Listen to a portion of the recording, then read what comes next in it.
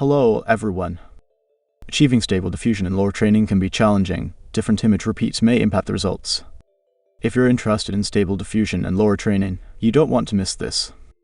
In this YouTube video, we'll be conducting an experiment using different numbers of image repeats to see how it impacts stable diffusion and LoRa training. So, if you want to enhance your understanding of stable diffusion and LoRa training, keep watching and subscribe for more updates. So, let's start. These are the new 3 experiments I am going to do in the coming videos. Part 4 is using different training numbers of images. Part 5 is using different training numbers of training dataset images. Part 6 is using different training resolution. The previous experiments are using the different base models in Part 1, using different batch sizes in Part 2, using different network dimensions in Part 3. If you have not watched these videos, you can find the links here, or you can find a link in the description below. Today we are going to see the LoRa training experiment Part 4. Before we dive into today's topic, we want to take a moment to ask you to subscribe to our channel and hit the like button below. Are you ready? Same as Part 1, we will use that virtual woman dataset for training. There are 12 close-up images, 5 half-body shot, and 3 full-body shot. We have 20 training images in total. In today's experiment, we will test 4 different sets of parameters, version 1 to version 4. Version 1 will use the number of image repeats 15.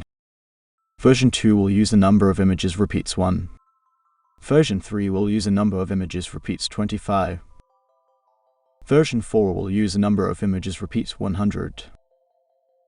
The other training parameters are as follows. The base model is realistic vision.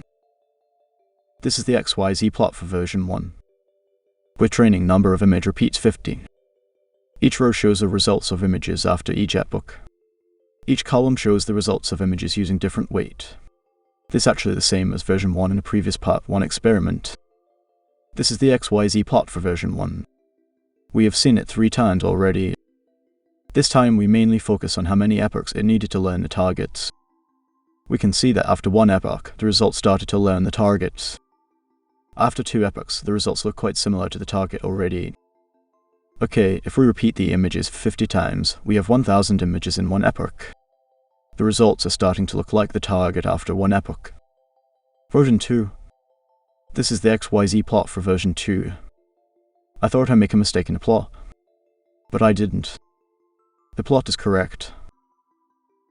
They look all the same. I don't know why. We can see that after the first epoch and after the second epoch, even after 10 epochs, it did not learn the target. Okay, if we repeat the images just 1 time, we have 20 images in 1 epoch. The LoRa model learns nothing at all. Hey there. If you're enjoying the content so far, make sure to hit that like button and subscribe to our channel for more videos like this. By hitting that subscribe button, you'll be the first to know when we release new videos. Don't forget to turn on notifications as well, so you never miss out. Version 3. This is the XYZ plot for version 3. Zooming in, we can see that after the first epoch, the result started to look like the target.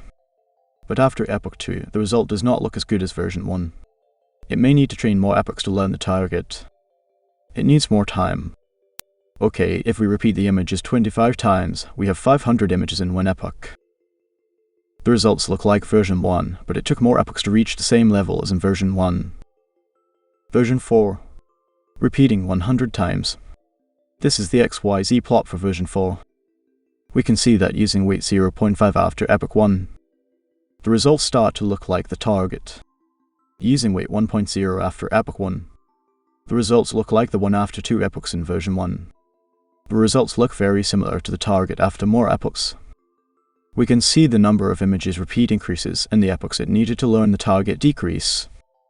We will now compare the images with these versions together. The first column is version 1. The second column is version 2. The third column is version 3. The last column is version 4. The first column repeats the training images 50 times. The second column repeats the training images 1 time. The third column repeats the training images 25 times. The last column repeats the training images 100 times. We can see that the results using just 1 repeat look like 3D rendering. They are not realistic.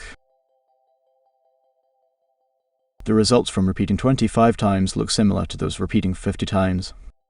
But the results for repeating 100 times show more details on the face. There is more depth in the face.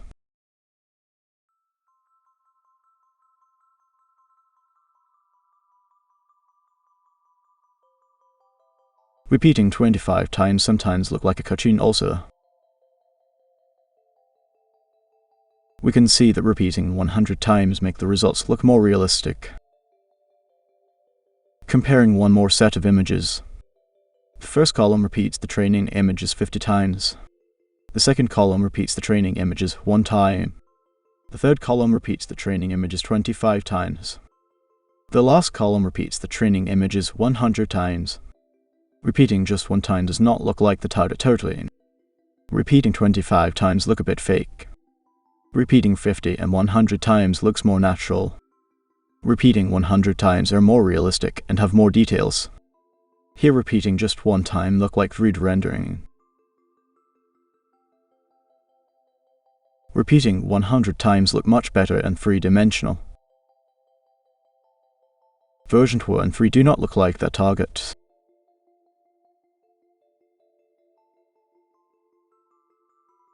The last row, version 1 repeating 50 times, does not look as good as the version 4 repeating 100 times.